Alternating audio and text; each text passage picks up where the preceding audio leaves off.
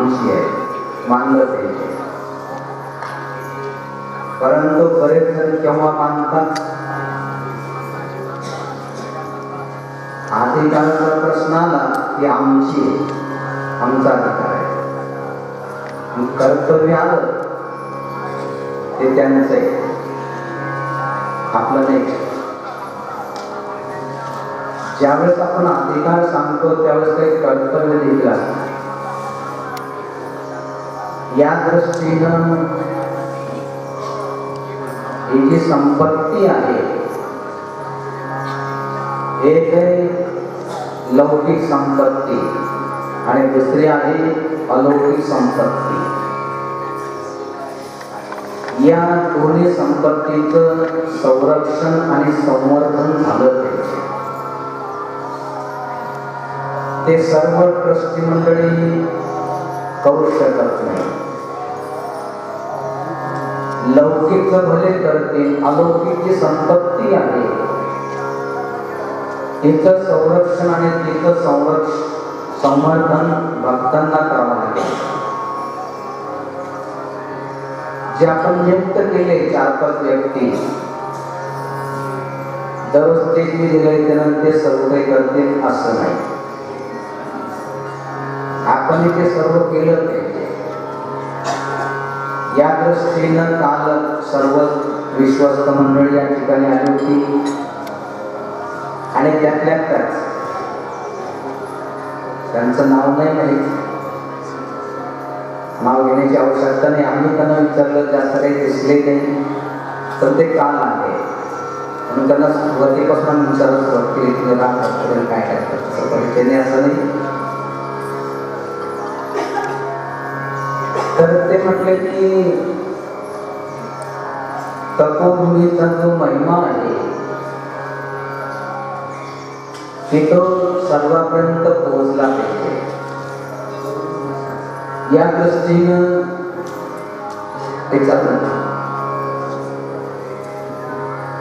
तपोभूमीचा जो महिमा आहे तो सर्वांपर्यंत पोहोचला पाहिजे. जसं सद्गुरू जनार्दन स्वामी महाराजांनी, गुरुदेवांनी या ठिकाणी जे तप साधना केली, जे धन कमवलं, तपरूपी धन, ज्ञानरूपी धन, अध्यात्म धन, आमचे धन भयविरहित आहे, पडले आहे मैदानात, ते थोपडे जावं. या दृष्टीनं त्या काळामध्ये जे जे भक्त होते त्यांनी आपापल्या परीनं जेवढं जेवढं पोहोचवता येईल ते सर्व पोहोचवलं आणि त्याचा परिणाम हा दिसतोय की अनेक तालुक्यामध्ये, जिल्ह्यामध्ये, आपल्या राज्यामध्ये, परराज्यामध्ये त्यांचा आणि त्यांच्या तपोभूमीचा जो महिमा आहे तो पोहोचतोय. त्यावेळेस सीमित साधनं होते, आता खूप मोठे साधनं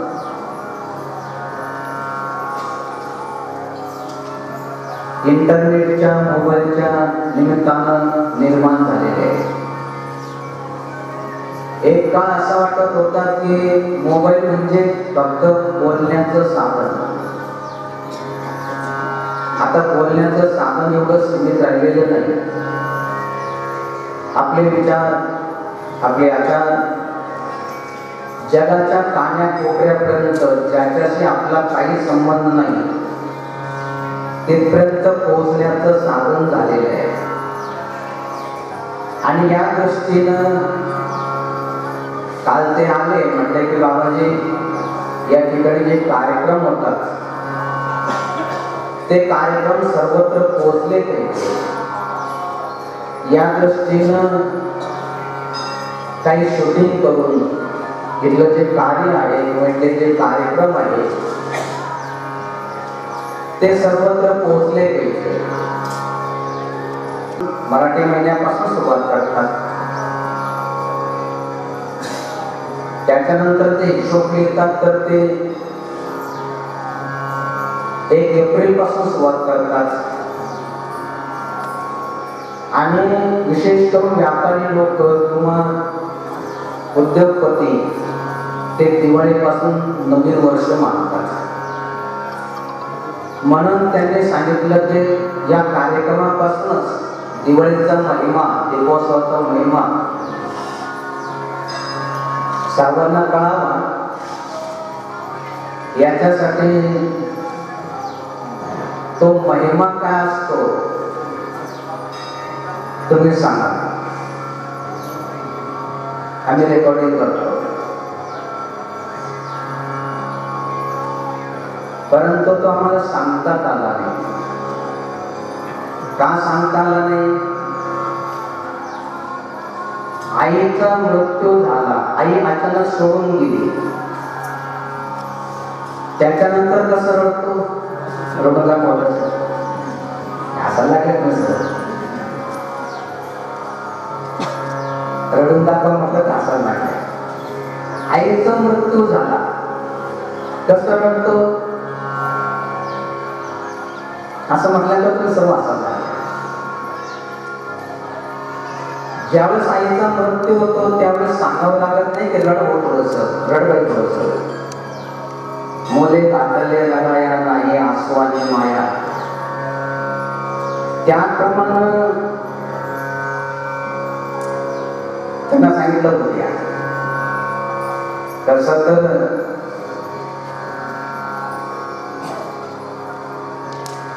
दीपावलीचा जो महिमा आहे, जसा आता जो आपण घेतला, जोडून या धन उत्तम व्यवहारे उदास विचारे व्यक्त करी उत्तमची गती धोयक पावेल उत्तम भोगील जीवकानी परोपकारी नेने परनिंदा परस्त्रिया सदा बहिणी माया बुद्ध दया गाई पशुचे पालन तानेल्या जीवन मना माझी शांती रूपे नव्हे कुणाचा वाईट वाढवी महत्व वडिलांचे तुका म्हणे याची आश्रमाचे फळ आणि परमपद फळ वैराग्याचे आहे.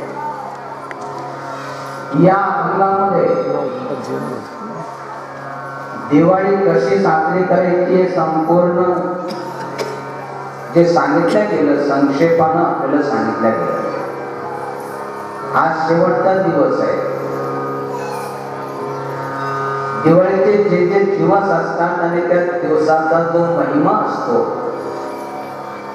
तो प्रत्येक दिवशी आपल्याला सांगितला गेला. जसं प्रामुख्यानं धन त्रयोदशी कबीरा शोधन संचिये जो आगे को होय शीस बांधे गांठड़ी जातन देखा होय.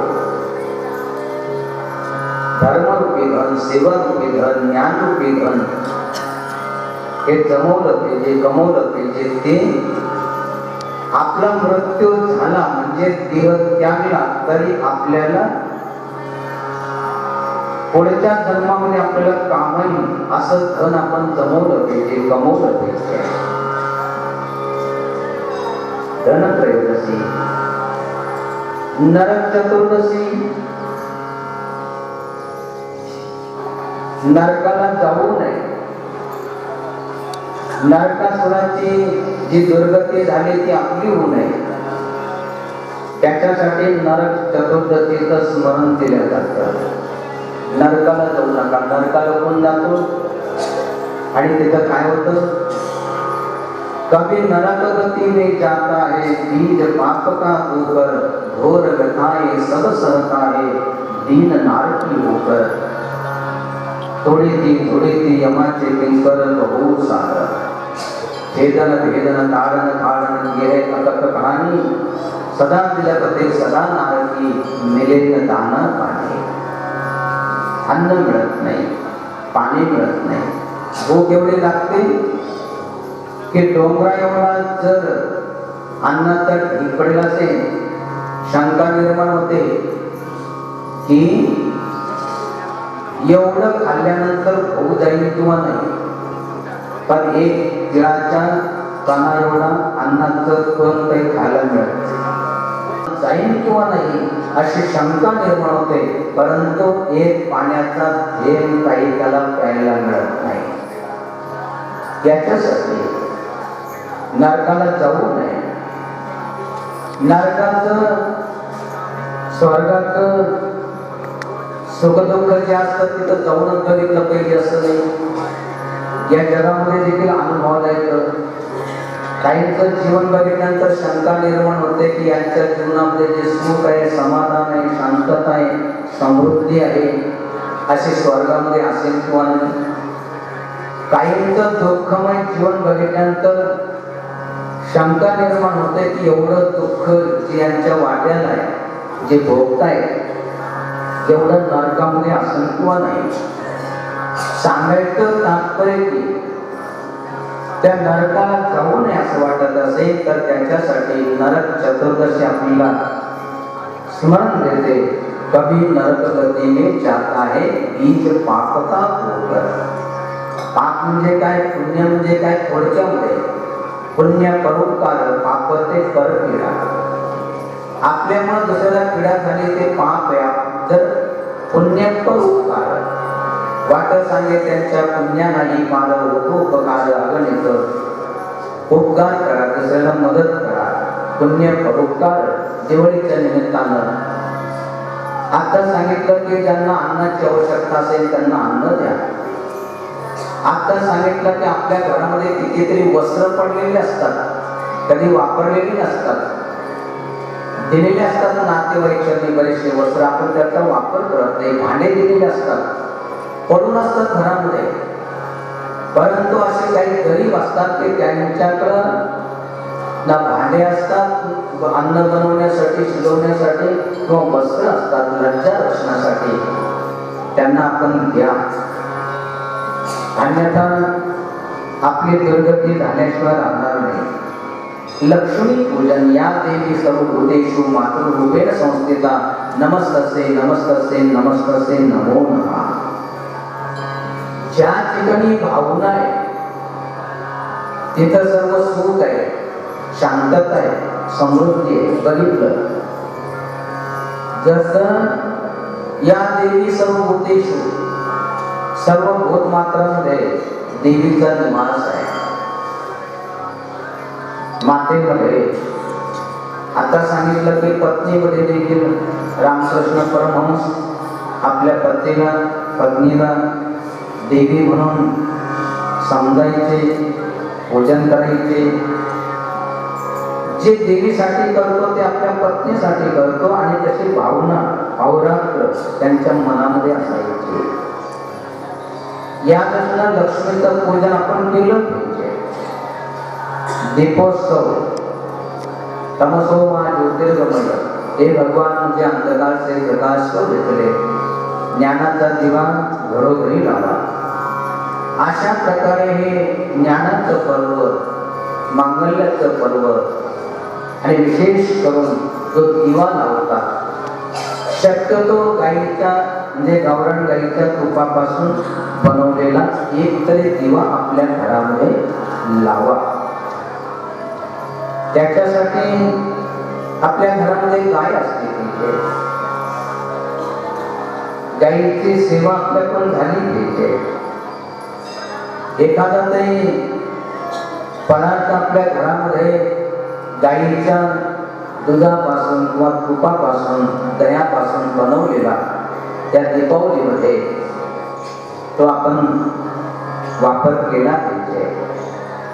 बलिप्रतिपदा असा बळी की जे दान करण्यासाठी आले, वचन दिलं, 3 पावलं, जी कथा बलिप्रतिपदेच्या दिवशी सांगितली.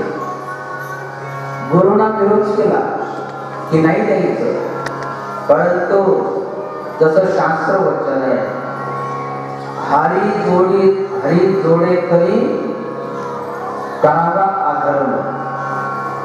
भगवंताची प्राप्ती होत असेल, अधर्म केला तरी चालतो. अधर्म म्हणजे आईवडिलांची सेवा करणं, त्यांची आज्ञा पाळणं आपला धर्म आहे. परंतु काही नाही पाळलं. प्रल्हादे जनक विभीषणे बंधू, राज्य माता निंदू भरते. भाऊदाता एक देव त्याने देवीने सर्व अन्न पाणी गोची देतो, प्रेमे सर्व सांभाळतो. बापाचं नाही ऐकलं. विभीषणे बंधू, वडील भाऊ, वडील गेल्यानंतर वडिलांच्या समान असतात. रावणाचं नाही ऐकलं, रावणाचा त्याग केला आणि भगवंताची भक्ती केली, सीतेला मदत केली. विभीषणे बंधू, राज्य माता निंदू भरते केली. भरताना आपल्या आईचा त्याग केला, राज्याचा त्याग केला. आई तर म्हणत होती जाऊ दे रामाला वनवासामध्ये, तो राज्य कर, नाही राज्य स्वीकारलं, आईचा त्याग केला. सांगायचं तात्पर्य गुरुनं सांगितलं नाही काम करायचं, म्हटलं पण नाही. रघुकुल रीती सदा चली आई, प्राण जाई परी वचन न जाई. भले प्राण चालले जाईल, वचन नहीं जाना. ऐसी बात बोली कि कोई न बोले झूठ, और ऐसी जगह बैठे कि कोई न बोले झूठ. अशा प्रकारे त्या बलिराजानं दान केलं. दान करण्यासाठी जो आडवा आला म्हणून घोडीला डोळा बळीने शुक्र आंधळा केला. गुरु असूनही त्यांची दुर्गती झाली असं म्हणतात की कावळ्याच्या दुसऱ्या गेला. त्याच्यासाठी सत्कर्मासाठी कुणी करत असेल, दान करत असेल, पुण्यकर्म करत असेल, सत्मत असेल, कधीही आपल्याला नाही करता आलं, जे करतायत त्यांना तरी चुकून देखील आडवं येऊ नका. जर आपण त्यांना मदत केली तर चांगली गोष्ट आहे. निर्बळा पाठवी बळे वाराणसी, गेला आला त्यासी अर्ध पुण्य, वाट सांगे त्यांच्या पुण्यालाही पालक होतो उपकार अगणित. अशा प्रकारे ते दान केलं तर भगवंतांनी त्यांच्याकडे सांगितलं की बळी तुला काय करायचं. म्हटले मला काहीच नाही द्यायचं, आता तुम्हाला दिलं तुमच्याकडून मागून घेणं म्हणजे तो तर व्यापार आहे. आम्ही तुला गहू देतो, तुम्ही आम्हाला पैसे द्या, आम्ही तुला वस्तू द्या, तुम्ही पैसे द्या, आता व्यापार झाला. म्हटले तुम्हाला काही पाहिजे असेल तर मागून घ्या. म्हटले देतील, म्हटले हो.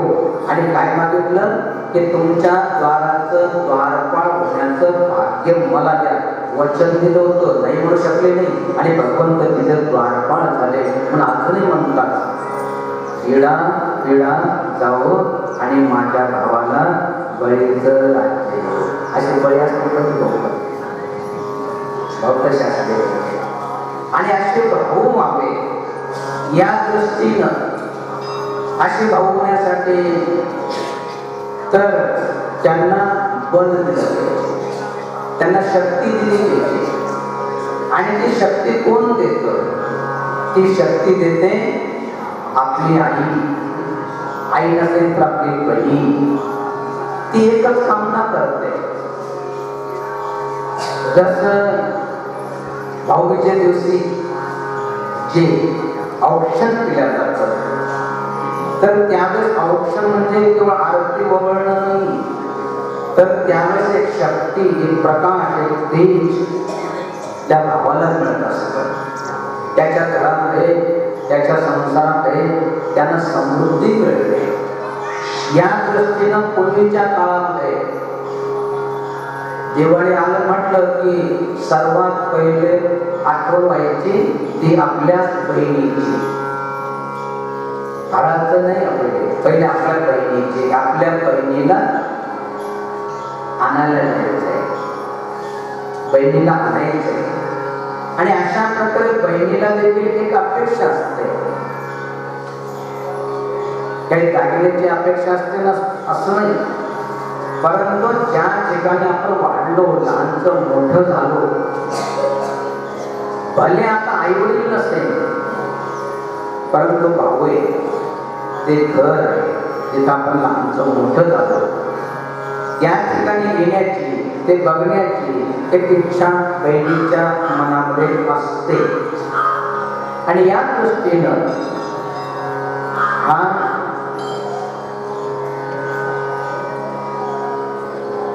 भाऊबीज म्हणून जे जन्मतात जे नातं आहे ते मानव निर्मित नाहीये.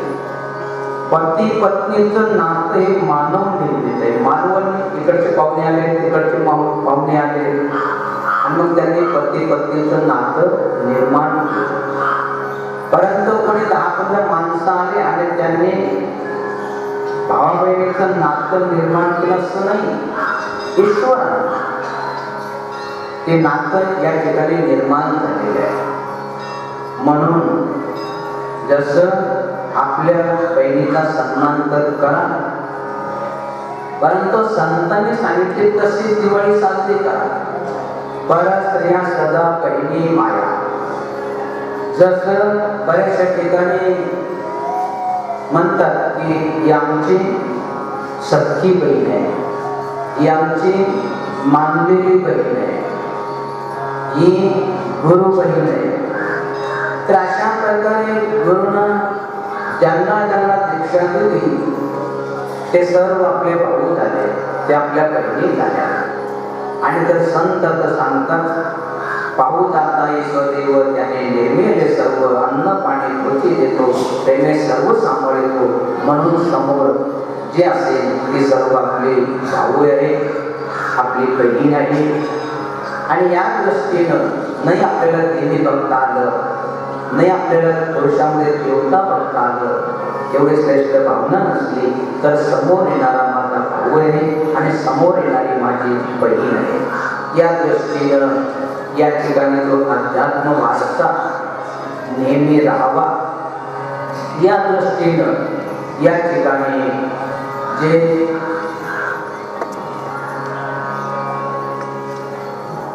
तर या ठिकाणी जसं भाऊ बहिणीचं जे नातं असतं तर ते नातं या ठिकाणी हे सर्व निर्माण व्हावं, या दृष्टीनं कार्यक्रम किती मोठा आहे याला जास्त महत्व नाही. कौरवाची सेना किती जास्त मोठी आहे याला जास्त महत्व नाही. महत्व त्याला आहे की त्यांचा उद्देश काय. आणि या दृष्टीनं एक आदर्श उद्देश जगासमोर ठेवण्यासाठी जसं गुरुदेवांनी या ठिकाणी जेही जमवलं कमवलं, म्हणजे नित्यविधीचा वारसा असेल, जपाचा असेल, जपाचा असेल, जो वारसा या ठिकाणी निर्माण केला. आणि त्याच्यानंतर या ठिकाणी तपोमध्ये जो वारसा या ठिकाणी जो जतन केला जातोय अनुष्ठानाच्या निमित्तानं, जसं या ठिकाणी दत्त जयंतीच्या निमित्तानं या ठिकाणी नेहमी अनुष्ठान केलं जात आहे, तो वारसा जतन केला जातोय.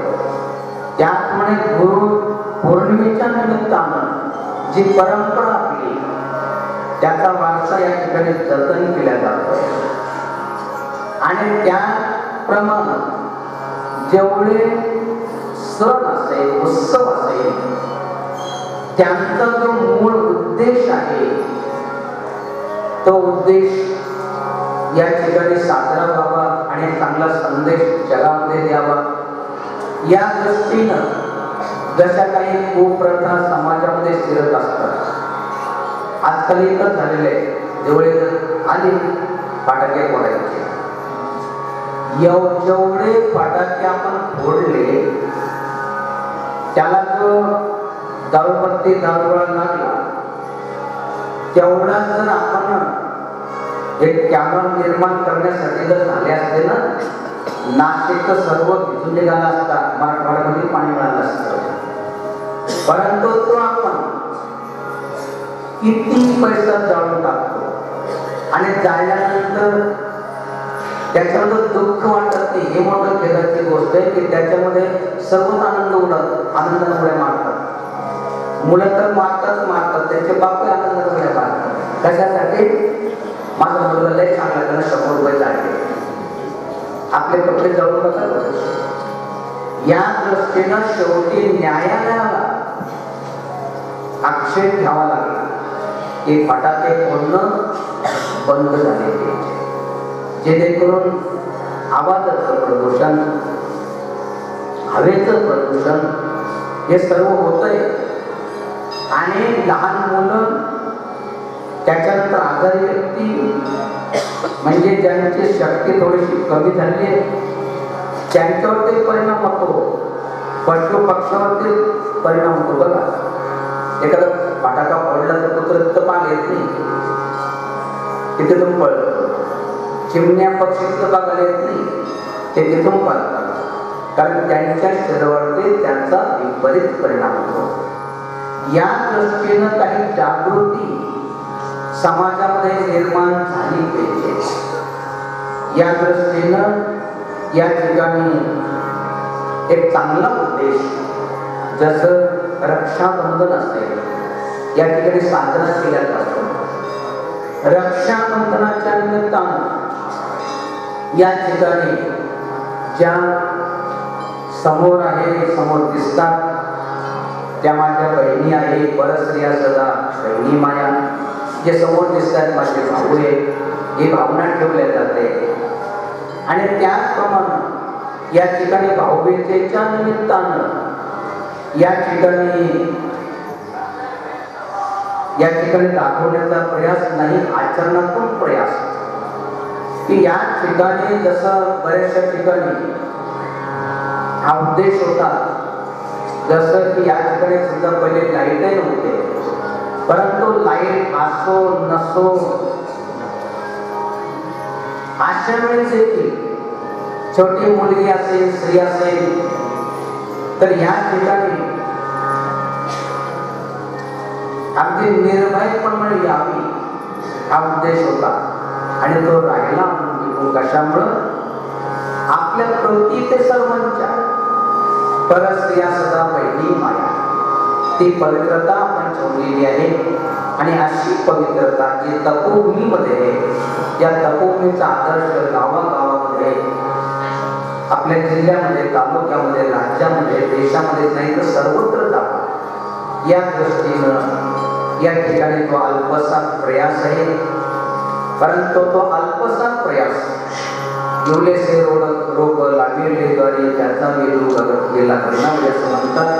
तर त्याप्रमाणे एक दिवस निश्चित या ठिकाणी जसं गुरुदेव अनुष्ठान करायचे, एक वा दोघं व्यक्ती बसलेले असायचे, एक वा दोघं विधी घ्यायचे. आज ती विधी गावोगावमध्ये होते, आज त्यांचं अनुष्ठान गावोगावमध्ये होत आहे.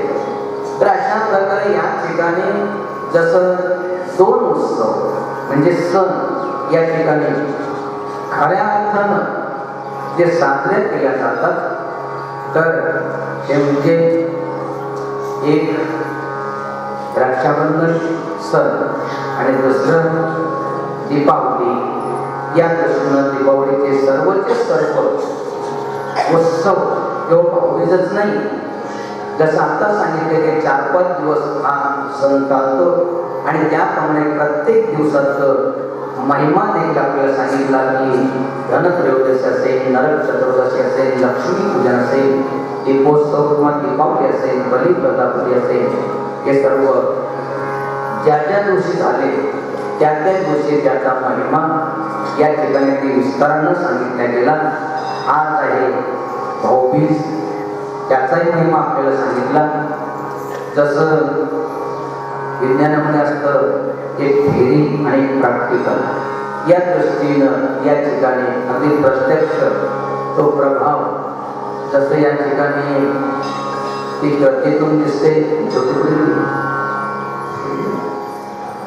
छोटीशी मुलगी पूर्ण आरती होईपर्यंत ओळख होती, जेवढं म्हणताय तेवढं म्हणतही होती. तर अशा प्रकारे हा प्रभाव हा बालमनावरती हा रुजला पाहिजे, त्यांच्यामध्ये आला पाहिजे. या दृष्टीनं या ठिकाणी ते प्रतीक आहेच. आणि अशा प्रकारे जी भावना आपल्या सर्वांची परस्त्रिया सदा बहिणी माया, आणि या दृष्टीनं या ठिकाणी जे आता सांगितलं की बहीणची ओवळते, कशासाठी? मला काहीतरी साडी मिळेल किंवा काहीतरी असं नाही, इच्छाही असते.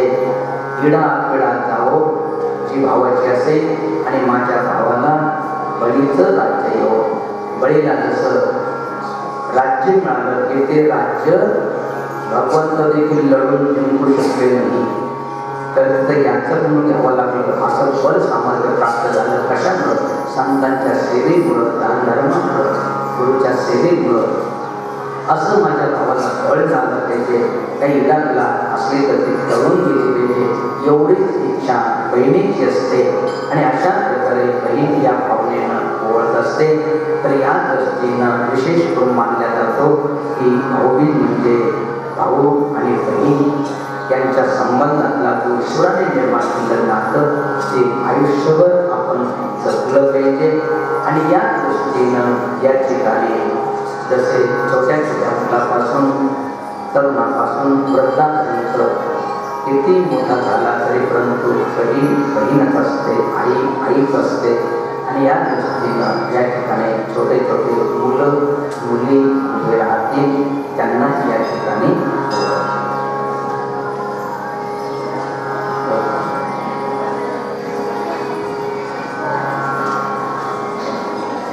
छोटे छोटे मुलं मुली छोट्या छोट्या मुलीच्या संदर्भात समोर यायचंय ओवाळायचंय.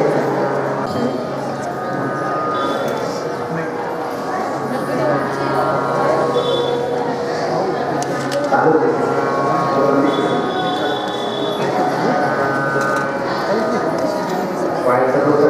थोडं मागे मागे सरक थोडं भैया थोडं मागे सरक.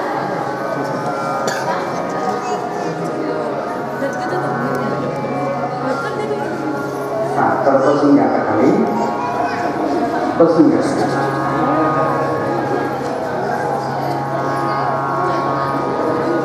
चला बहिणीचं दर्शन घ्या आणि बसून जा खाली. ही भावना तरुण तरुणीमध्ये कॉलेजमध्ये युनिव्हर्सिटीमध्ये जायची. तर या समोर शिकणारा प्रत्येक मुलगा माझा भाऊ आहे. धन्यवाद. सभागृहामध्ये आहे बऱ्याचशा ठिकाणी सत्संगाला प्रवचनामध्ये तरुणी पुढे प्रकारात काय करून त्यांना चांगली गोष्ट आहे. ही भावना आपल्या मनामध्ये असली पाहिजे. कॉलेजमध्ये आपण जेव्हा शिकतो तर त्यावेळेस जेवढे त्या ठिकाणी शिकतायत हे मुलं कॉलेजमध्ये शिकतायत ते माझे भाऊ आहे.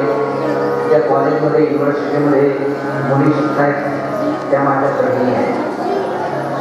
मुलीच्या भावनेनं न बघता मुलाच्या भावनेनं न बघता बरं स्त्रिया सदा आठवला असेल तर बसून घ्या. पाऊस पडून कोसळला भावाला झाल्या लेकी मग बहीण विसरला असं उत्तर कामामध्ये. ज्यांचं लग्न झालेले घरी ते वृद्ध असेल आपली आई आपल्या बहिणीची स्मृती अगदी मृत्यूच्या शेवटच्या क्षणापर्यंत राहिली पाहिजे. परस्त्रिया सदा बहिणी माया. जे मोठे त्यांनी उभं राहायचंय त्यांचं औक्षण करण्यासाठी समोर येत आहे. बाजूला काही हरकत नाही. आता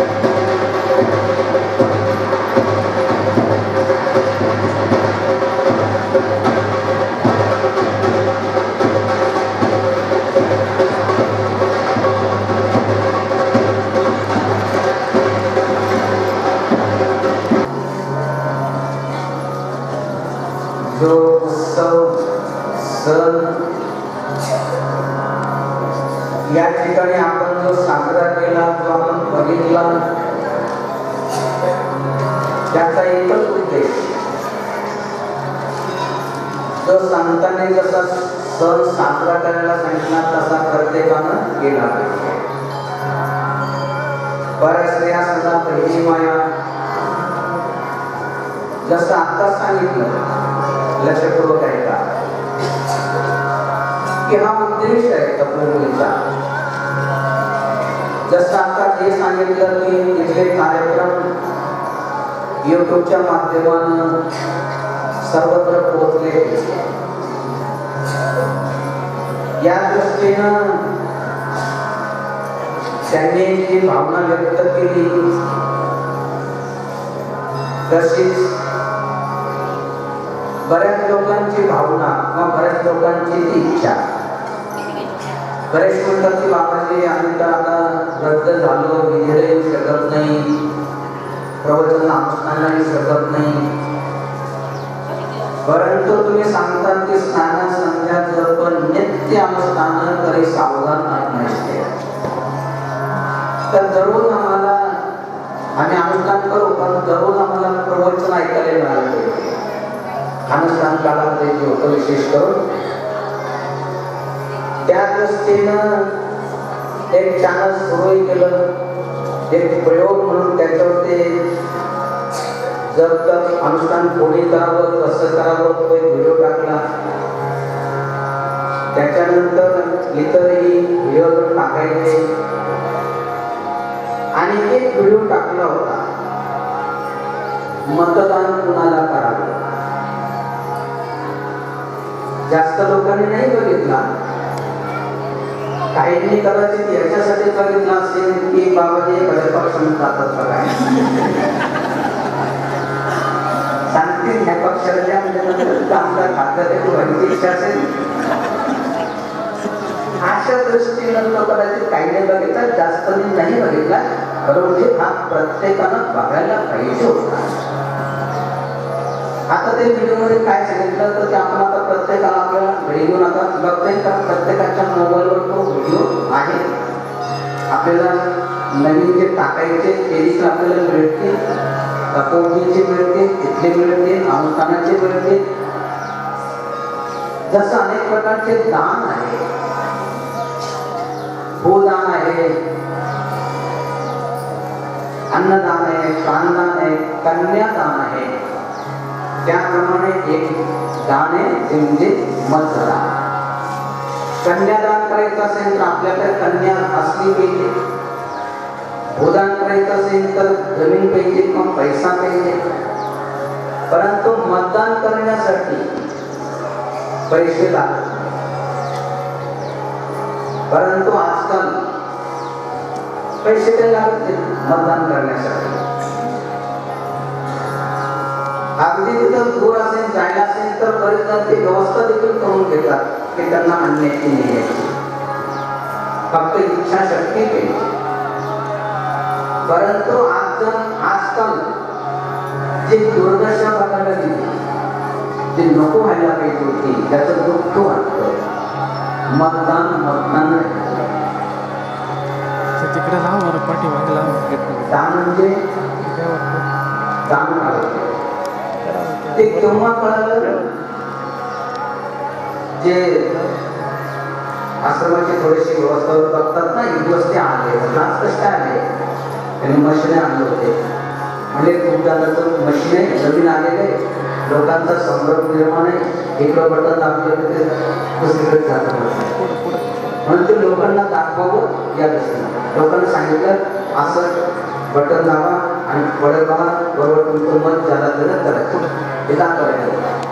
आणि लोक ते बटनच दाबायचं म्हणजे बाबा ते म्हणतात दाबलं मत गेलं आम्हाला पैसे दिले नाही ते फुकट करून घ्यायचे. सांगायचं तात्पर्य की आपण मतदान करा, सत्पात्राला करा, कुपात्राला करू नका. आता सत्पात्र कसे समजायचे की सर्वात पहिला आपल्या देशाचा विचार करा. देश सुरक्षित आहे का आपण सुरक्षित आहे?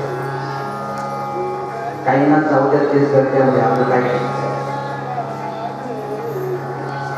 सर्वांनी संपर्क केला तर चालतो केलेल्या पेट्रोल कंपनीवाल्याने संपर्क केला, डॉक्टरांनी संपर्क केला, काही दिवस शेतकऱ्यांनी संपर्क केला.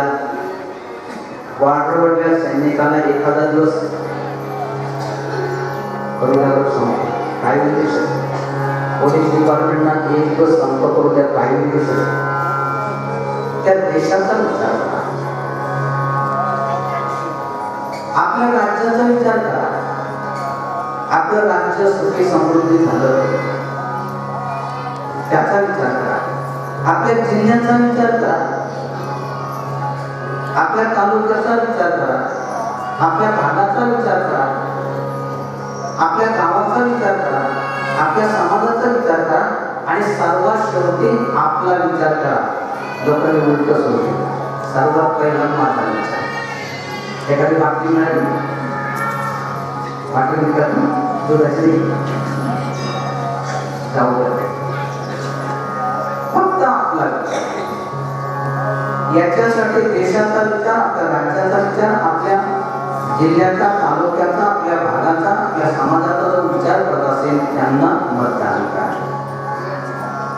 अमूल्य मतदान. कधी कधी एक दोन मतासाठी एखादा वंचित राहतो जनतांना सेवा करण्यासाठी. नको ते कधी कधी आपलं मत न दिल्यावर दुसऱ्याची निवडून जातो आणि या दृष्टीनं प्रत्येकानं मतदान केलं पाहिजे. सांगायचं तात्पर्य आपल्याला हे आहे की साधारणतः बरेच जण प्रलोभन देतात. शेतकरी राजा म्हणतो आपण, खरोखरच राजा आहे. राजा म्हणजे जो पालन पोषण करतो, सर्वांना देतो. अन्न कोण देतो? शेतकरी राजा. पाणी कोण देतो? कुठे साठवलं? शेतकरी राजा. आणि सर्वात महत्वाचा आपल्याला ऑक्सिजन. हे माहिती, एक जण आला म्हटले बाबाजी आम्ही हिशोब काढला, एक पेशंट गेलो होतो दवाखान्यामध्ये आणि त्याला ऑक्सिजन दिला डॉक्टरना. त्याचं काही तासाचं बिल झालं जवळजवळ 3 लाख ऑक्सिजन पुरवला. आणि म्हणून आम्ही कॅल्क्युलेशन केलं, हिशोब केला की जर आपल्याला काही दिवसांशी पाणी येईल, जर झाडं नाही जगले तर आपलं सर्व माहिती आहे, आपण जगायचं असेल वृक्षवल्ली अम्मा स्वेरे वनचरे पक्षी स्वर आळवती झाड लावा, झाड जगवा. म्हणजे त्यांच्यावर खूप त्रास नाही, ते जगले तर आपण जगू. कारण आपण सोडतो कार्बन डायऑक्साईड, ते घेतो ऑक्सिजन. असे जे ऑक्सिजन देतात, जे वनस्पती देतात, ते जर नाही वाढले त्याच्यामुळे पाऊसही पडणार नाही, त्याच्यामुळे ऑक्सिजन मिळणार नाही. आणि जर आपल्याला ऑक्सिजन वापरायला लागलं तर जीवन म्हणजे आपल्याला जवळजवळ 60 कोटीचा कोटी माहिती ना 60 कोटी खर्च करावा लागेल ऑक्सिजनसाठी. खाण्यासाठी नाही, बघण्यासाठी नाही, पिण्यासाठी, फक्त ऑक्सिजनसाठी. एवढं ऑक्सिजन ते वनस्पती देत आहे आणि त्या वनस्पतींना जगवण्याचं कार्य शेतकरी आता करतोय. आणि या दृष्टीनं जर या शेतकऱ्या अवलंबून तर सर्व शेतकऱ्यावर, कारखाना कोणावरती अवलंबून आहे, साखर कारखाना कोणावर अवलंबून आहे, कापसाचे कारखाना कोणावर अवलंबून, किराणा दुकान तुमचे कोणावरती अवलंबून आहे, या शेतकऱ्यावर. यांनी जे पिकवतात म्हणून किराणा दुकान चालतं, काय चालत नाही. सर्व जे कारखाने चालतात ते शेतकरी राजावरती आहे. आणि समजा परंतु या ठिकाणी त्या शेतकऱ्याला जर चांगले रस्ते मिळाले, बघा नाशिकच्या भागामध्ये काही पाणी आहे, वीज आहे आणि रस्ते मस्त जातात 3-4 वाजता. भाजीपाला तोडला कित्येक शेतकऱ्यांच्या शेतामध्ये येते, रस्ते चांगले असल्यामुळे. विकला की 6 वाजता मुंबईला जाते, तिथं लिलाव झाला की सकाळी मुंबईला पोहोचते. मुंबईला पोहोचलं की तिथं सर्व पार्सल होतं. आपल्या देशामध्ये नाही तर परदेशामध्ये. कशामुळे? रस्ते असल्यामुळे, लाईट असल्यामुळे, सौर ऊर्जेचा बराचसा उपयोग आता तर सर्व खाली लागले. आणि सर्वात महत्वाचं पाणी.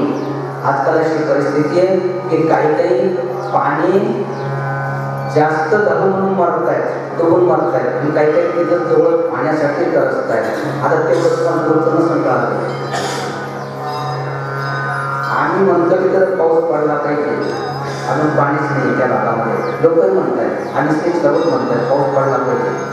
आणि बाबाजी काहीतरी झालं पाहिजे, पाऊस उघडलाच पाहिजे. आता काय करायचं नेमकं हेच कळेना. आता पाऊस पडत नव्हता तर नागेश्वराचा मंदिराचा दरवाजा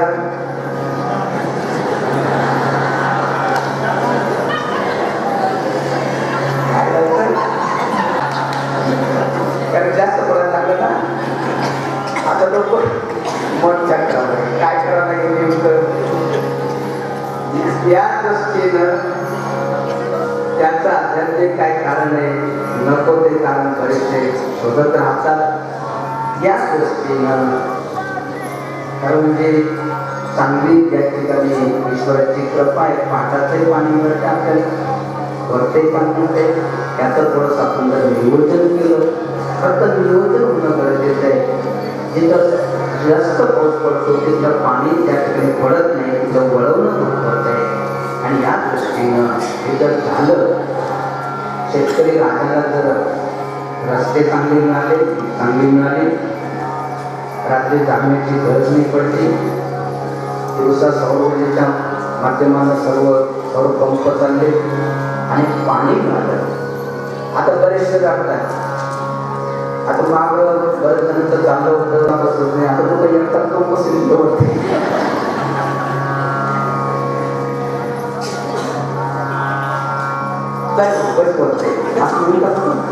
आपण बसवत नाही तो बसत नाही.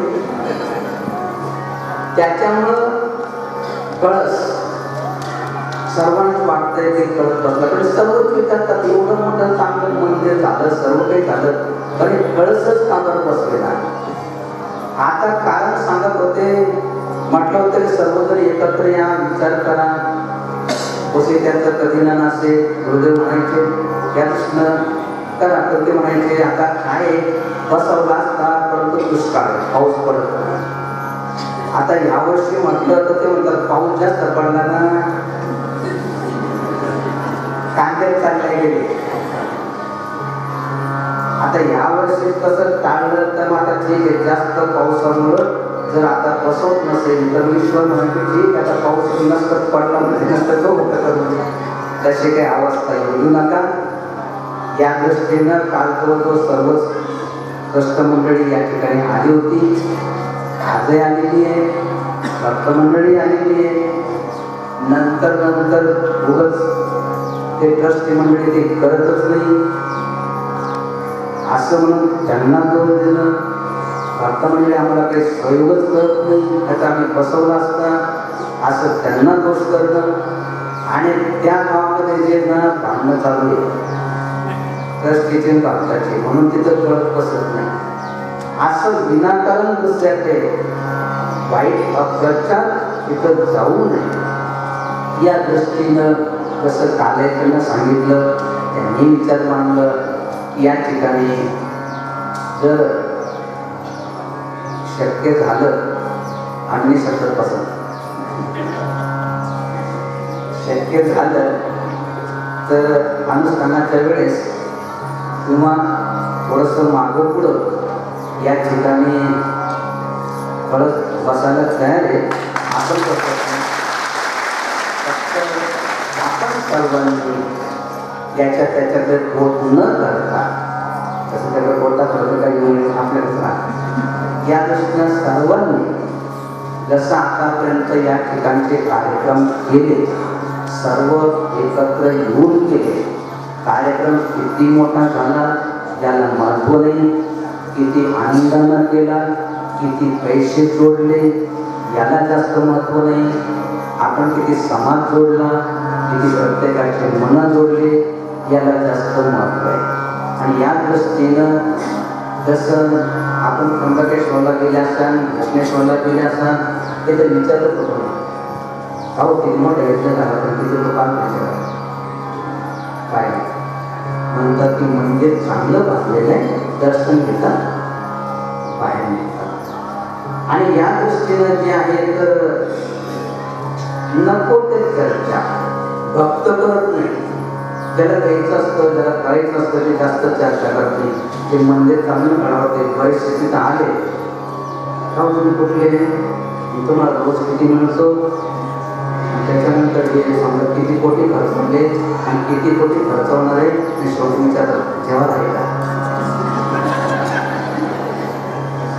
ते 5 पैसा किंवा एक रुपया देणार नाही चौकाच्या एवढं जर करतो ते तसं भाई एकच मंदिर बांधणार आहे आणि नंतर जे आहे तर त्या ठिकाणी जे जे काम करत असतात त्यांनाही ते करतात करत तर काहीच नाही या दृष्टीनं या ठिकाणी अनावश्यक चर्चा टाळून या ठिकाणी मंदिर आपलं झालेलंच आहे सुंदर बनलेलं आहे जसं तपोनीचा आपल्याकडलं महिमा आहे त्याप्रमाणे आपलं वेगळं सुंदर मंदिर सर्वांनी एकत्र बनवलेलं आहे या दृष्टीनं कळत बसवायला काही लागत नाही त्याला लागेल परंतु थोडंसं या दृष्टीनं सर्वांना प्रोसेसरचा परिणामाचे जोडणं हा त्याचा एक महिमा आहे आणि या दृष्टीनं या ठिकाणी मनोगत या ठिकाणी यांच्या पदस्पर्शानं बरीच झालेलं श्री क्षेत्र अंतरसून नागेश्वर महादेव मंदिर बाबाजी आपल्या मुखविधानामधून आपलं जे काही अमृत प्राशन केलं अमृत जे श्रवलं त्याचं प्राशन आपण सर्वांनी केलं दिवाळी सण मोठा नाही आनंदाला तोटा ज्या सणाला सर्व सणांचा राजा म्हटलं जातं तो सण म्हणजे दिवाळी आणि या दिवाळी सणाच्या महापर्वावरती वसू बारस बाबाजी सर्व काही त्याचा खुशाल सर्व काही आपल्याला विशाल व्यापक दृष्टिकोनातून आपल्याला त्याचं सर्वांना अमृतपान केलंच आहे प्रत्येक दिनाचं प्रत्येक दिवसाचं महत्त्व बाबाजींनी या ठिकाणी विषद केलं आपण त्याचं श्रवण केलं वसू बारसपासून सुरू झालेला दिवाळीचा सण आज भाऊबीजेच्या ज्या पर्वावरती आजचा हा शेवटचं पर्व दिवाळी सणाचं गाईला आपण गौमाता म्हणतो गायच्या आणि एक गुण आहे घास खाकर दूध देते गाय की आदत देखो घास खाकर दूध देते गाय की आदत देखो दूध पिकर झर देते साप की गद्दारी देखो गाय घास खाती पण दूध देते बाबाजींनी प्रत्येक दिवस महत्वाचं विवेचन करत असताना दोन्ही बाजू समजून सांगितलंय धन कसं पाहिजे वंच्या मार्गाने कमवलं पाहिजे बहीण भावाचं नातं कसं असलं पाहिजे नरक चतुर्दशी नरकात जाण्याचे मार्ग कोणते स्वर्गाकडे जाण्याचे मार्ग सर्व विवेचन दोन्ही बाजूने केलं पण गाय घास खाते पण दूध देते साप दूध पितो पण झर चोखतो त्यावरती बाबाजींनी कुत्र्याचं उदाहरण देऊन बरंच त्यावरची विषय विवेचन केलं शेवटचा सण भाऊबीजेचा आज यमद्वितीया त्याला म्हणतात भाऊबीज बाबाजींनी भावाचं महत्व सांगितलं भाऊ कसा असला पाहिजे भाऊबीज कशी साजरी केली पाहिजे आणि आजचा दिवस जो म्हणतात तो भाऊबीज बीज हा शब्द बीजेच्या दिवशी होणारी भाऊबीज हे एक महत्वाचं या सणाच्या दृष्टीने एक महत्व आहे बीज म्हणजे काय बीजेचा चंद्र हा कला केलेने वाढत जातो आणि नंतर पूर्ण चंद्र तयार होतो आणि पूर्ण चंद्र झाल्यानंतर तो कलेने कमी होत जातो त्याला ऱ्हास म्हणतो सीता मातेला हाच प्रश्न ब्राह्मणाने विचारला की माझ्यात आणि रामामध्ये दोघांमध्ये फरक तो काय तेव्हा सीता मातेने सांगितलं प्रभू रामचंद्र हे बीजेचा चंद्र आहे त्याचे कलेने वाढत जाणार आहे तू जो आहे तर ते तू पूर्ण चंद्र आहे तू कलेने तुझा ऱ्हास होणार आहे म्हणून आजच्या दिनी भावाचं महत्व की भावाचं कर्मयोगी जन मानायचं आपण असा भाऊ तयार व्हावा का बीजेच्या चंद्रापासून त्यांनी कलेने वाढत जावं त्याच्या दृष्टीमध्ये त्याच्या पाहण्यामध्ये माता बहिणींबद्दल प्रश्री माते समान प्रत्येक स्त्रीमध्ये आईचं रूप त्यानं पाहिलं पाहिजे म्हणून कलेने भावानी वाढत जाताना आपलं कर्मयोगी होण्याचं महत् भाग्य बाबाजींच्या रूपाने आपल्यापर्यंत त्या ठिकाणी विषय चालू बाबाजींनी शेवटच्या क्षणाला जे काही विषय म्हणला कलशाचा मला असं वाटतं बाबाजी 16 वर्ष बाबाजींनी तपश्चर्या भूमीमध्ये केली अगस्त ऋषींच्या हस्ते जीवन झालेलं आहे नागेश्वर महादेव मंदिर 16 वर्ष बाबाजींची तपश्चर्या नागाबाबांनी गुरु करून बाबाजींनी नागाबाबाला गुरु केलं आणि नंतर आपल्या कार्याचा समृद्धीचा विस्तार झाला बाबाजीला भगवान शंकरांना दृष्टांत दिला रिद्धिसिद्धी या ठिकाणी प्राप्त झाली बीज मंत्र बाबांनी घेतला जाते गावला आणि त्यानंतर जे कार्य सांभाळते 1008 महामंडलेश्वर स्वामी परमानंद या ठिकाणी भूतलाचा विकास ध्यान मंदिरापासून सुरुवात झाली ध्यान मंदिर बाबाजींनी बांधलं नंतर प्रवचन स्थळ पाहिजे म्हणून या ठिकाणी आपण ज्या सभा मंडपामध्ये ज्ञान मंडपामध्ये आपण बसलो आहोत, हे ज्ञान मंदिर हे बाबाजींच्या हाताने झालेलं. ज्या ठिकाणी बाबाजींनी ध्यान मंदिरापासून तर आपल्याला विचार देण्याचं, कीर्तन प्रवचन आपल्यापर्यंत पोहोचण्याचं, ज्याला नवविधा भक्तीमध्ये आपण श्रवण म्हणतो, ते देण्याचं काम या ज्ञान मंदिराच्या माध्यमातून बाबाजीने आपल्यापर्यंत पोहोचवलं. म्हणून मला असं वाटतं बाबाजी आतापर्यंतच्या कार्यामध्ये जो विषय रखडला त्या विषयाला आपण खरोखर आजच्या भाऊबीजेच्या दिनी हात घातला. मला असं वाटतं आजचा हा जो कार्यक्रम आहे हा भाऊबीजेचा नाही तर नागेश्वर मंदिराच्या कलशात आहे म्हणून याची नोंद मला असं मला वाटतं. कारण दत्तजयंती अनुष्ठान आता जवळच येत आहे आणि परत परत तोच खर्च, परत परत तोच विषय, परत परत तीच व्यथा, तीच कथा न करता दत्त जयंती अनुष्ठानाच्या निमित्तानं या कलशाध्यायाचा कार्यक्रम आपण सर्वांनी गावकऱ्यांनी हातात घेऊ. सर्वांनी एखाद्या बाकीचे विषय न पुसता फक्त कळसाबद्ध विषय मांडून आपला कलश हा दत्त जयंती अनुष्ठानामध्ये बसेल या दृष्टीने आपण सर्वांनी सहकार्य करून योगदान देऊ. त्याच्या पलीकडे व्यर्थ चर्चा नको अशा विषयावरती ट्रस्टला अध्यक्ष सुनील भाऊ असतील, सोय बाबा असतील, सर्वांना विनंती करतो आपण खोटर पुढाकार घ्या. गाव तुमच्या सोबत आहे, गाव तुमच्यापासून विलग नाही. कारण बाबाजी सांगतात भक्ती जो विलग होत नाही तो भक्त, जो बाजूला जात नाही तो भक्त. तर सर्व तुमच्या सोबत आहे, तुमच्यावरती विश्वास आहे, सर्व तुम्हाला मानतात, कुठली शंका मनात बाळगू नका. आपण जो निर्णय घ्या त्या निर्णयाला सर्व आम्ही ग्रामस्थ आपल्या पाठीशी उभं राहू आणि हा कार्यक्रम कलशात द्यायचा कार्यक्रम हा पूर्ण रूपात देऊ हीच आपल्या चरणी प्रार्थना करेल. आजचा हा कार्यक्रम दरवर्षी बाबाजी भाऊबीजा रक्षाबंधन असेल, या ठिकाणी रक्षाबंधनाचा कार्यक्रम भाऊ बहिणी भावांचं या ठिकाणी बाबाजी मुलांपासून तर वयोवृद्धांपर्यंत जो भाऊबीजेचा कार्यक्रम होतो तो आज भाऊबीजेचा कार्यक्रम तोही होतो, रक्षाबंधनाचा कार्यक्रम होतो. अनुष्ठान नीतीनियमाने या ठिकाणी चालतं, सगळे प्रातिनिध्य या ठिकाणी चालते. असाच आपलं कारण संस्कार आणि संस्कृतीपासून सुरू झालेले हे पर्व आज बाबाजीने आणून ठेवलं कुठपर्यंत. संस्कार आणि संस्कृतीपासून जे चालू झालेलं पर्व आहे बाबाजींनी चरित्र आणि चारित्र्यापर्यंत आणून ठेवलंय. म्हणून या पर्वाचं आपण सर्व या ठिकाणी साक्षीदार आहात. आपण खरंच आपल्यामध्ये दैवाहून बाबाजींनी निर्माण केलं, आपल्यामध्ये दैव जागृत केलं, दैव कुठेतरी आपल्यामध्ये आहे. म्हणून या ठिकाणी आपण सर्वजण जमतात मोठ्या आनंदानं. फक्त आपण घरी भाऊबीज साजरी केली असती, परंतु संतांच्या सानिध्यामध्ये भाऊबीज करणं हे आपल्या नशिबी बाबाजींमुळे आलं.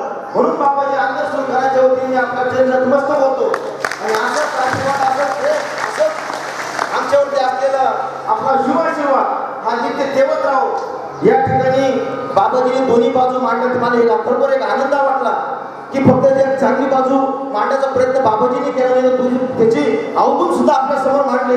या ठिकाणी आपण आता पंथी ज्याला म्हणतो ती पंथी आपण सर्वांनी दिवाळीला पेटवली, प्रत्येकाने पाहिजे, प्रत्येकाने दिवा लावला, वाट लावली, तेल टाकलं, त्याला काडी लावली, त्याचा प्रकाश जो ज्ञान आपल्याला मिळण्याचं, प्रकाश मिळण्याचं काम केलं. परंतु या पंथीचं दुसरी बाजू एक आहे, लक्षात घ्या, ही पंथी मातीची आहे, हा देह सुद्धा मातीचा आहे, हा सुद्धा एक दिवस विसर्जित होणार आहे, ही पंथी सुद्धा विसर्जित होणार आहे. पण ह्या पंथीमध्ये आपण जो दिवाने तेल पेटून जो ज्ञान दीप जो तेवत ठेवलाय, जो पेटवलाय, तो बाबाजीने या ठिकाणी पेटवलाय. तर हे ज्ञानदीपाचं काम, हा ज्ञानदीप आपण असं आपल्याला जे माहीत झालं ते दुसऱ्याला सांगावं, या वृत्तीप्रमाणे आपण सर्वजण त्या मार्गाने चालू, त्याप्रमाणे मार्गक्रमण करू हीच आपल्या चरणी प्रार्थना करतो. या ठिकाणी मला माझं मनोगत व्यक्त करण्याची जी संधी दिली त्याबद्दल आपल्या सर्वांचे आभार मानतो.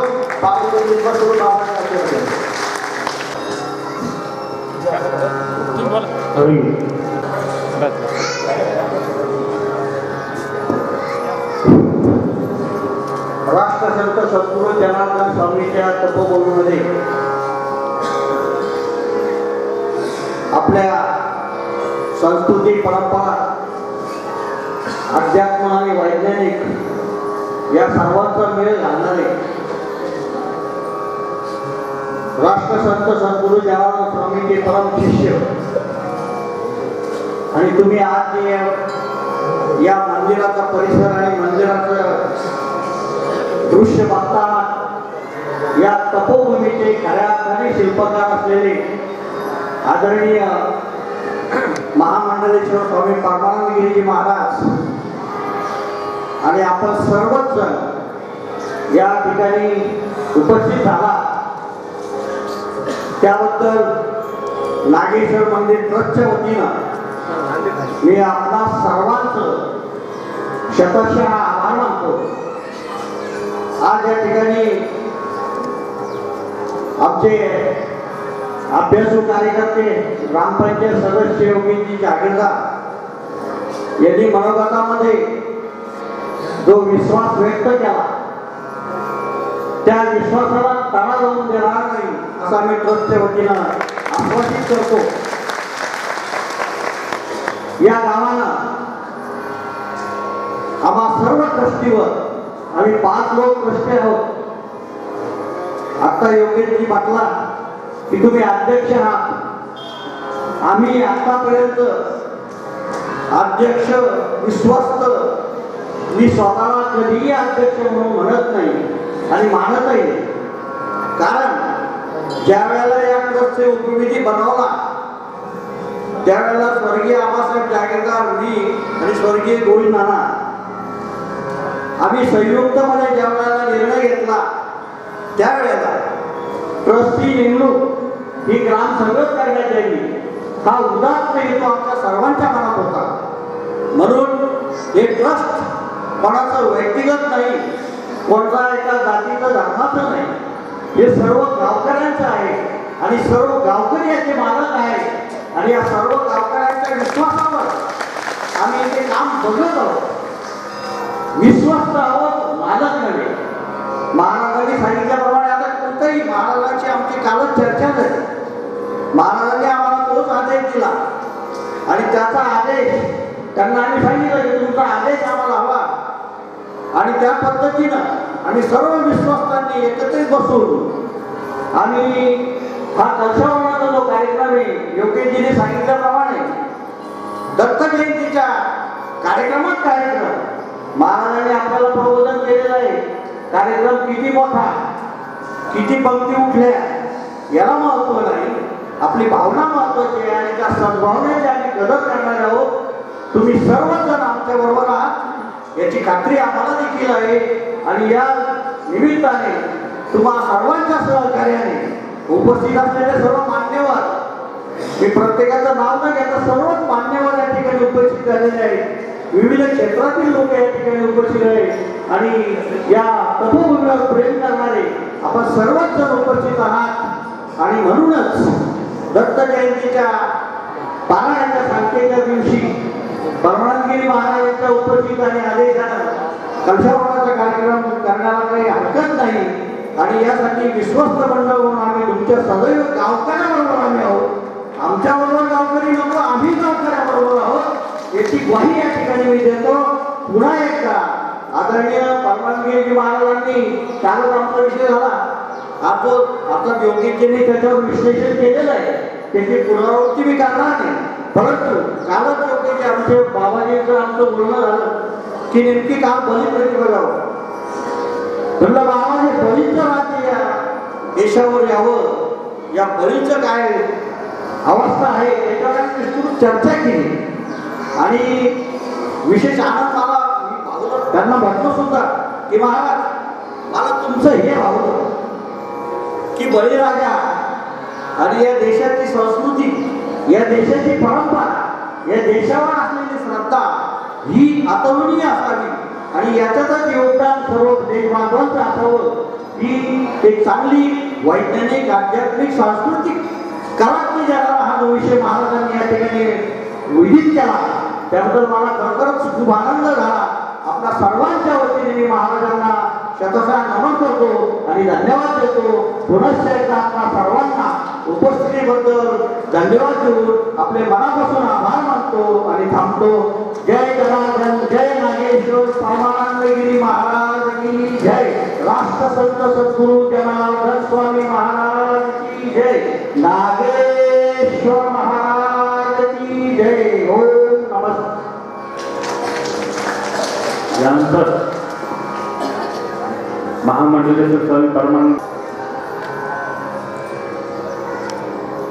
आमचे सहकारी मकरंदभाऊ सोनवणे, त्याचप्रमाणे लक्ष्मणभाऊ वडाळकर व जितूभाऊ जागीरदार यांनी बाबाजींचं पूजन करावं अशी त्यांना विनंती करतो.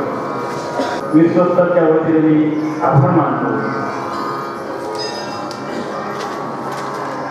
बाबाजीचे पूजन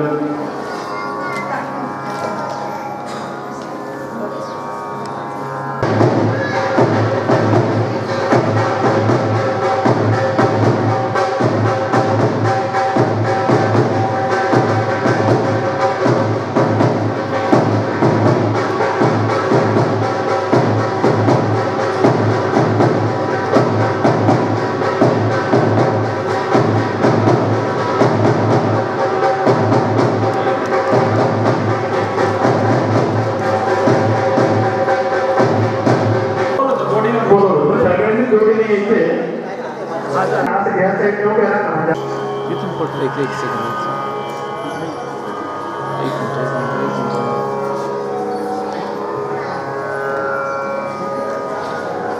ठीक ओके.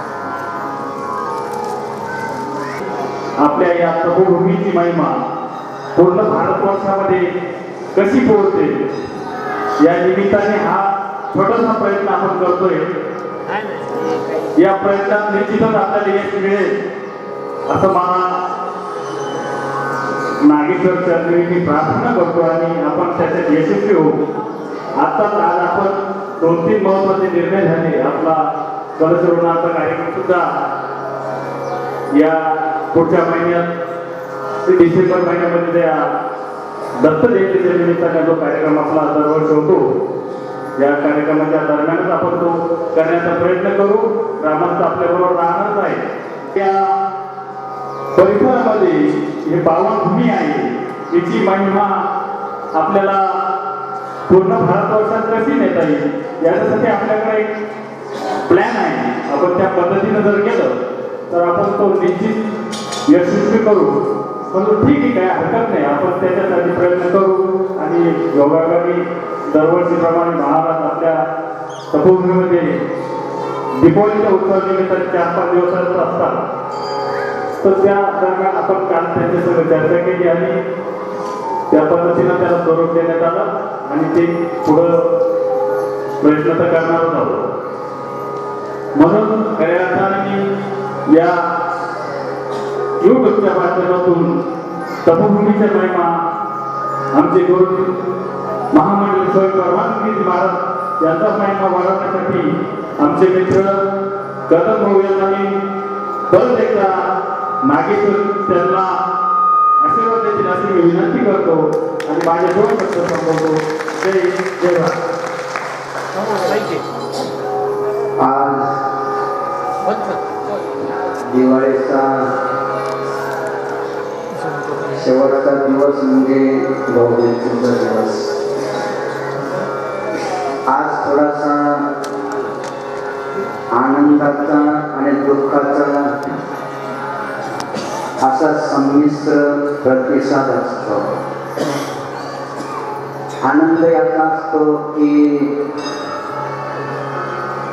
संसारामध्ये तर सर्व चालूच आहे, परंतु दिवाळीच्या निमित्तानं आपण माहेरी आलो. ज्या ठिकाणी आपण लहानचं मोठं झालो, ज्यांनी आपल्यावरती प्रेम केलं ते सर्व भेटले, याचा एक आनंद असतो. विरह याचा असतो, दुःख याचा असतो की आता आपल्याला जायचंय सासरी.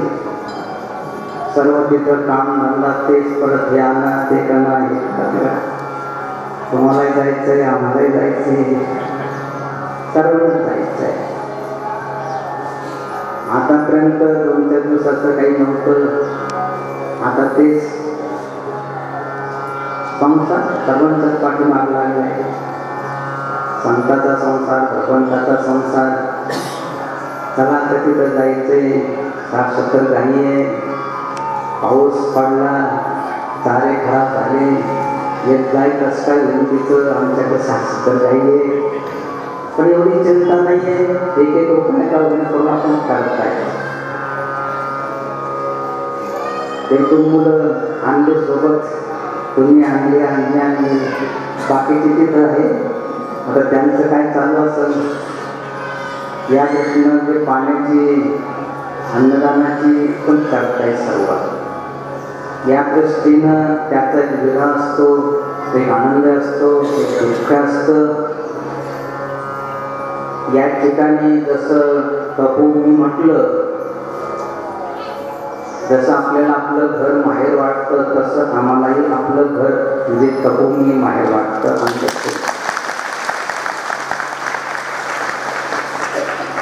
असं कोणतंच गाव नाही जिथं जन्म घेतला तिथे नाही. कारण 6वी नंतर ते गाव सोडून असेल. 6वी म्हणजे किती वर्षाचं वय असेल नाही. तेव्हा तिथले व्यक्ती, तिथले नावं हनुमानचा ते काही आठवत आहे, ते आठवण्याची गरज नाही. आणि ती असू नाही. मी माझे आठवण विसरले दयाचे अंतकरण पार्थात होती सांगण्याची कामना दिला. ते आठवत आहे, आठवण्याचा मी प्रयासही करत नाही आणि तो करूनही नाही सांगण्याचा.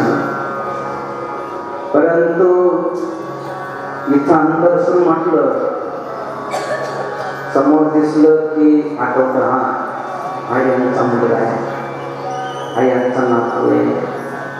तिथलं नाही आठवत. कोणतंच गाव नाही, फक्त एक अंतरसून असं आहे की जे माहेरासारखं वाटतं. माईची ममता तिथं वाटते आणि माईच्या ममतेनं प्रेम करणाऱ्या माता बहिणी देखील इथं आहे. त्यांना वाटतं दिवाळी जेव्हा आले की सर्वांचे फोन सुरू होतात की बाबाजी केव्हा येणार आहे, केव्हा येणार. आम्हाला असं वाटतं की आपण हे जावं. या दृष्टीनं आज तो विरह तर राहतोच. आनंद याचा आहे की या ठिकाणी भक्त मंडळाचं प्रतिनिधित्व म्हणता येईल. म्हणजे एकट्याची नाही, भक्त मंडळाच्या त्या भावना आहेत त्या चित्रभावनी या ठिकाणी उद्भवत ना, तर त्यांनी व्यक्त केल्या. या ठिकाणी जसं त्यांनी सांगितलं की मी अध्यक्ष आहे, परंतु अध्यक्ष हे रेकॉर्डला आहे, ट्रस्टचा अध्यक्ष ते रेकॉर्डला, परंतु समाजाच्या दृष्टीनं मी देखील भक्तच, आपल्यापैकीच मी भक्त आहे. आणि या दृष्टीनं सर्व ट्रस्टीचं जे मनोगत आहे, कथांमध्ये सांगितलं की जे भक्त मंडळाचं मनोगत आहे ते आमचं मनोगत आहे. सर्वांची एकच इच्छा आहे की कळस बसावा, असंच वाटत नाही कुणाला काही प्रश्न नाही. तर प्रश्न एवढाच आहे की तो त्या सन्मानानं बसवण्यात यावा, एकत्र येऊन बसवत यावा. आणि आतापर्यंत जसं सुरुवातीपासून राजकारण करावं, प्रत्येकानं करावं, काही हरकत नाही. राज्य एक शास्त्र आहे, ते केलं पाहिजे. परंतु कुठपर्यंत करावं त्याला मर्यादा आहे. जोपर्यंत आपलं मतपेटीमध्ये टाकत नाही तोपर्यंत राजकारण आपण करतात. जोपर्यंत आपण मतदान पेटीवर टाकत नाही तोपर्यंत त्यांच्या काय उणेवा राहिल्या, आम्ही असतो तर आम्ही काय केल्या असत्या, प्रत्येकानं बरोबर सांगितलं ते. पण मत टाकल्यानंतर ते सर्व विसरून जे आलेले त्यांच्या पाठीमागं राहून प्रत्येकाला ते तुम्हाला निवडून दिलं ना, तुम्ही वापरलं, काय अडचण येतात, आम्ही बसलेलं आहे, करापूर नाही. आणि या दृष्टीनं राजकारण तर पहिल्यापासून राहिलेलं नाही आहे. राज्यशास्त्र आम्हाला कॉलेजला विषय होता, परंतु ते आम्ही सर्व विसरून गेलो. जसं त्यांनी जन्म दिला त्यांनाही विसरून गेलो, तर राज्यशास्त्र विसरून गेलो. आदर्श राज्यकर्ता व्हावा असं वाटतं, जसं तुकाराम महाराजांना वाटत होतं, जसं रामदास स्वामींना वाटत होतं. आणि त्याप्रमाणे जसं प्रकाश भाऊ म्हटले की आदेश द्यावा, आम्ही आदेश देण्याचा अधिकार आम्हाला नाही आहे. आम्ही फक्त उपदेश करू शकतो, उपदेश करण्याचा अधिकार आम्हाला आहे, आदेश देण्याचा अधिकार आपल्याला आहे. या दृष्टीनं ज्यांनी असे म्हण आहे, जे मारवाड लोक असतात ना, जिनो काम तेनो काय, तुझं करो वता काय. त्याचं काम त्यांनी करावं, या दृष्टीनं जसं गुरुदेवांची देखील इच्छा होती की आध्यात्मिक क्षेत्र संन्यासानं सांभाळावं, कसं प्रवचन करावं, काय करावं, काय लोकांना सांगावं हे संन्यासाने ठरवावं आणि व्यवस्था जी ग्रस्तांनी भक्तांनी त्याचं नियोजन करावं. परंतु सर्वच तिथं जसं जिथल्या तिथं ते शोभतात. संन्यासी शोभतो मंदिरामध्ये, घरामध्ये तो शोभत नाही. स्त्री शोभते घरामध्ये, ते मंदिरामध्ये शोभत नाही. त्यातनं ज्याची त्याची शोभा आहे, त्याचा त्याचा महिमा आहे, ज्याचं त्यांना कार्य करावं. जीर्णोद्धार जीर्णोद्धार पूजा करो बघा, असं काही स्वतः कार्याची पाळी येणार नाही. त्या दृष्टीनं सर्व आपापली जबाबदारी सांभाळतील. आणि जसं आत्ताच कुटुंबाने उल्लेख केला, आपल्या लक्षात आला की नाही आला माहीत नाही. आरतीमध्ये आपण दररोज म्हणतो की अंदर सुद्धा निर्मिती केली कोणी भक्त मंडळाने, एक ज्ञान मंदिर आणि दुसरं ध्यान मंदिर. ज्ञान मंदिरामध्ये ध्यान करायचे, सर्व देवतांचं ज्ञान मंदिरामध्ये चर्चा करायची. कशाची? भगवंताच्या संदर्भात. या दृष्टीने हे ज्ञान मंदिर आहे. जसं ज्ञान मंदिर कसं असतं आपण कदाचित म्हणा गडवरून बघा, म्हणजे आपल्याला लक्षात येईल की ज्ञान मंदिर कसं असतं. या दृष्टीनं मंदिर म्हटलं की कळस आलाच, परंतु त्यावेळेस थोडंसं वेळेअभावी वरते पत्र टाकून दिले.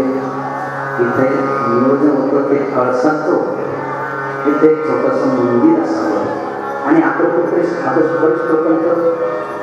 शेडमध्ये जसं कांद्याचं सड लग्नाचं शेड तसंही शेड नाही. हे ज्ञान मंदिर आहे. तिथं ज्ञानाची चर्चा झाली पाहिजे, तिथं भगवंताची चर्चा झाली पाहिजे, सर्वजण इथं सर्वजण सुद्धा कार्याची चर्चा झाली पाहिजे. म्हणून असं बऱ्याच जणांचं हे देखील चालू आहे की सर्वत्र झालेले भक्तवर्ते कळसाचं स्वरूप मठाचं स्वरूप देण्यात यावं आणि जे बसलेले ते ज्ञान मंदिरामध्ये बसलेले ज्ञानाची चर्चा करण्यासाठी, अध्यात्माची चर्चा करण्यासाठी प्रत्येकाने यावं. फक्त अध्यात्माची चर्चा करण्यासाठी, अध्यात्म प्राप्त करण्यासाठी, दैवी शक्ती प्राप्त करण्यासाठी. बाकीचा प्रश्न जगामध्ये पडलेला आहे.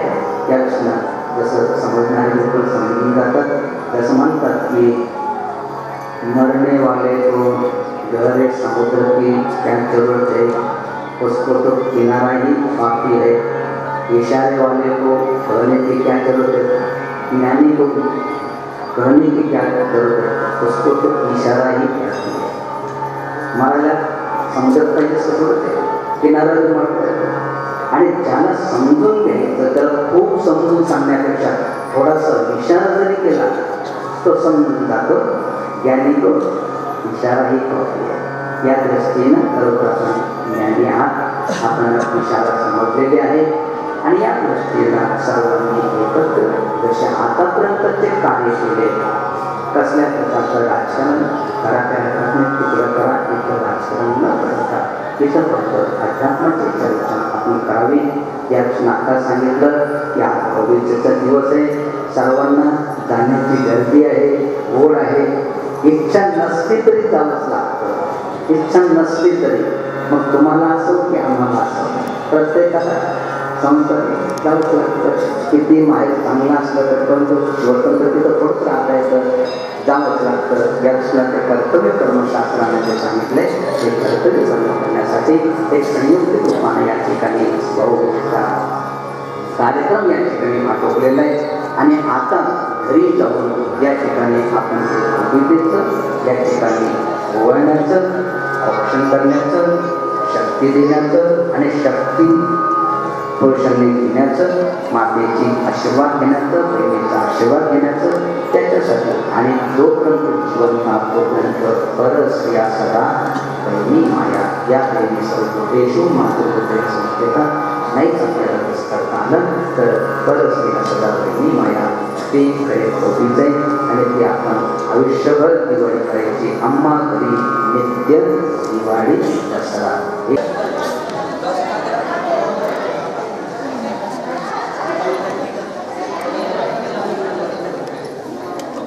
आम्ही सांगितलं उभं राहिलो, तुम्ही पटकन येऊन उभं राहायचं ना, काय नाही मी त्यांना सांगायला यार नाही पहिल्यापासून सांगतो मी त्यांना अगोदर जाऊन कानावर जाऊन सांगतो